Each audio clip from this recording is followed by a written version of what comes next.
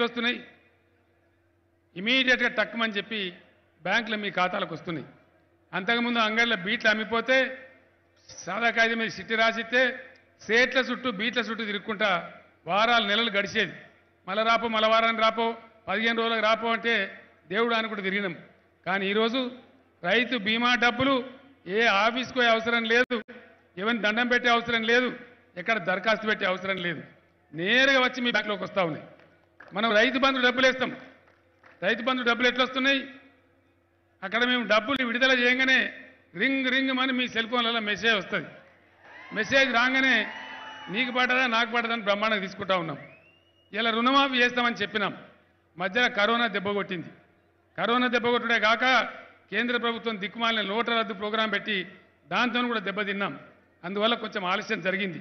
కానీ ఇచ్చిన మాట ప్రకారం ఇదే హరీష్ రావు, ఇదే ప్రశాంత్ రెడ్డి, ఈ మంత్రులందరూ కూడా మన పోయినసారి 15 రోజుల కింద జరిగిన క్యాబినెట్లో సార్ మనం మాట ఇస్తే తప్పం, రుణమాఫీ చేయవలసిందే అని చెప్తే ఖచ్చితంగా రుణమాఫీ చేసినాం. ఇప్పటి వరకు చేసిన రుణమాఫీ 37,000 కోట్ల రూపాయలు చేసినాం. అవి కూడా ఎట్లా వస్తున్నాయి? రుణమాఫీ ఏ విధంగా జరుగుతున్నది? ఇలా ధరణి ద్వారా వచ్చినటువంటి అకౌంట్లు రికార్డులు ప్రభుత్వం దగ్గర ఉన్నాయి కాబట్టి, కంప్యూటర్లో ఉన్నాయి కాబట్టి బ్రహ్మాండంగా మీకు మీ బ్యాంకులో వచ్చి జమ అవుతూ ఉన్నాయి. ధరణి తీసేస్తే మళ్ళీ పాత పైరవిలా, మళ్ళీ ఎంఆర్ఓ ఆఫీస్కోవన్నా, మళ్ళీ ఆర్డీఓ ఆఫీస్కోవన్నా, అగ్రికల్చర్ ఆఫీసర్ల చుట్టూ తిరగన్నా, నేరుగా ₹1 లంచం లేకుండా ఇట్లా వస్తాయా డబ్బులు? కాబట్టి ధరణి ఎట్టి పరిస్థితులలో ఉంచుకోవాలి. ఎవడైతే ధరణి తీసేస్తానడో వాన్నే తీసి బంగాళాఖాతంలో ఇసిరేయాలని చెప్పి నేను రైతు సోదరులకు మనవి చేస్తా ఉన్నా.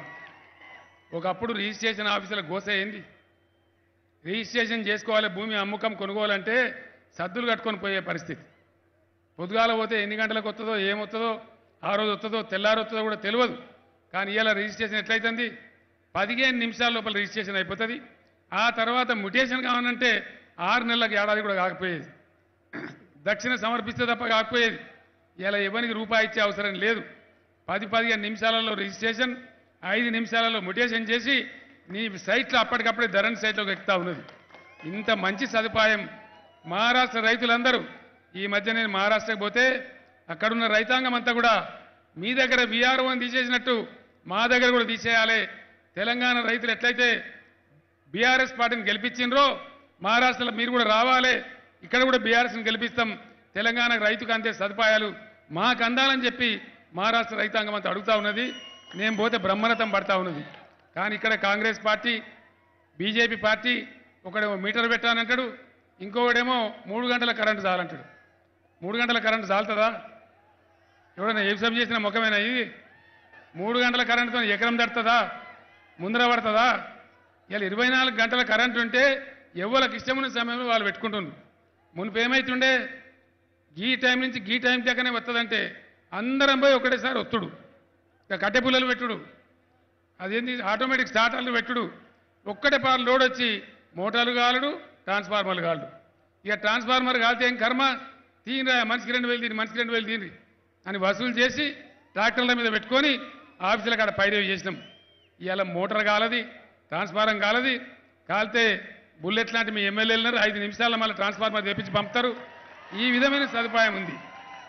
ఈ సదుపాయాలు ఉండన్నా ఓడగొట్టుకోవన్నా.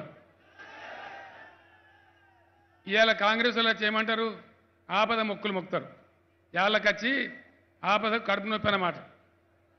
ఆనాడు ₹200 పెన్షన్ ఇచ్చినోడు ఇవాళ నీకు కోతి మీద కొండ మీద కోతిని తెచ్చిస్తా, 7 సందమామలు తెచ్చిస్తా, 6 సూర్యులు తెచ్చిస్తా, ₹4,000 పెన్షన్ ఇస్తా అంటాడు.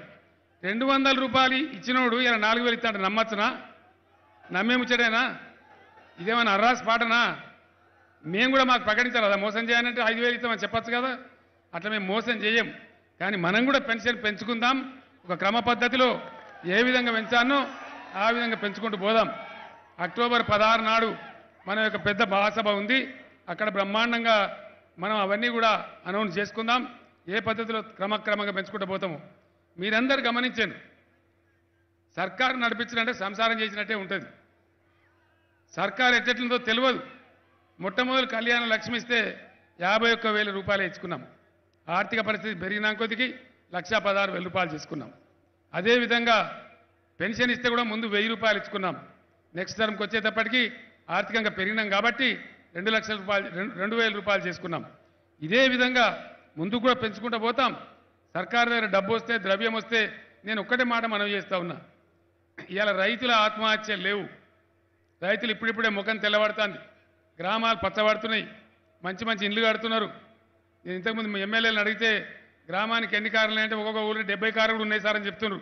30 కార్లు, 20 కార్లు, 40 కార్లు ఒక్కొక్క గ్రామంలో.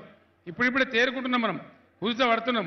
ఇదే విధంగా కొనసాగితే ఇంకొక 6 ఏళ్ళు 7 ఏళ్ళు నడిస్తే మొత్తం రైతాంగం అంతా బ్రహ్మాండంగా తయారవుతుంది.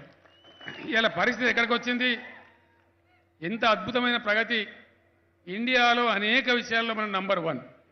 వరి ధాన్యం పండియడంలో పంజాబ్ను కూడా తలదని నంబర్ 1 స్థానానికి మనం ఎదిగిపోయినాం. రైస్ మిల్లులు సరిపోతలేవు రాష్ట్రంలో. రైస్ మిల్లులు మీరు పేపర్లలో టీవీలలో చూసారు. జపాన్ నుంచి కంపెనీ వాళ్ళని పిలిపించి మళ్ళీ గవర్నమెంట్ తరఫునే సివిల్ సప్లైస్ కార్పొరేషన్ తరఫునే బ్రహ్మాండంగా అధునాతనమైన రైస్ మిల్స్ పెట్టే ఏర్పాట్లు కూడా జరుగుతూ ఉన్నాయి. పండిన ధాన్యం టకాటక బయటికి పోవాలి, అది బియ్యంగా మారితే తప్ప బయటికి పోదు. లారీలు గుంజలేక చచ్చిపోతున్నాయి. ఎక్కడ చూసినా వానకాలం కల్లాలు కానీ యాసంగి కల్లాలు కానీ డాంబర్ రోడ్లు అన్ని కల్లాలే. మొత్తం అంతా కూడా లక్ష్మీ అమ్మవారు ఓలలాడుతున్నట్టుగా అద్భుతమైన పంటలు పండుతూ ఉన్నాయి.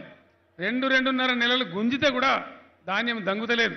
అంత బ్రహ్మాండమైనటువంటి పంటలు మీరందరూ పండిస్తూ ఉన్నారు.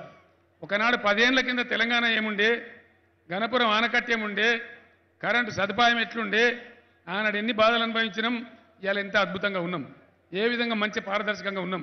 ఇవన్నీ గమనించి దయచేసి నేను మీ అందరినీ కోరేది, దేశానికి తలమానికంగా ఉన్నటువంటి ఈ రాష్ట్రం, అనేక రాష్ట్రాల్లో రైతులు, పేద ప్రజలు తెలంగాణ పథకాలు మాకు కావాలి, మాకు ఇవ్వండి అని అడుగుతూ ఉన్నారు.